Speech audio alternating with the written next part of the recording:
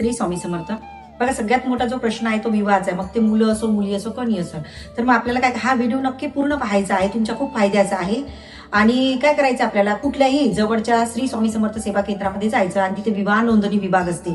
त्या विवाह नोंदणी विभागमध्ये आपलं स्वतःचं नाव द्यायचं.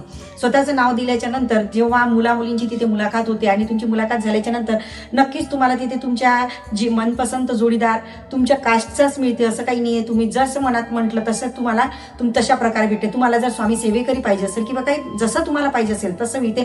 पण त्यासाठी तुम्हाला स्वतःच्या नावाची नोंदणी कुठल्याही स्वामी समर्थ सेवा केंद्रामध्ये जायची आहे आणि तिथे आपल्या नावाची नोंदणी करायची आहे. जाताना आपलं आधार कार्ड वगैरे, आपला फोटो वगैरे, आपला सगळा बायोडाटा वगैरे सगळं घेऊन जायचं आहे. ते सगळं तिथे द्यायचं आहे आणि देऊन आपल्या विवाह नोंदणीचा आपल्याला नोंदणी करून टाकायची आहे. आणि जेव्हा तुम्हाला बोलवणं येते त्यावेळेला तुम्हाला तिथे जायचं आहे. मी तुम्हाला एक माहिती म्हणून देत आहे, कारण कसं आहे, बऱ्याच लोकांना ही माहिती नाही आहे आणि ती माहिती तुमच्यापर्यंत पोहोचवा म्हणून मी आज तुम्हाला सांगत आहे की तुम्ही जा आणि तिथे आपली नोंदणी करा. कधीही केली तरी चालते, असं काही नाही आहे.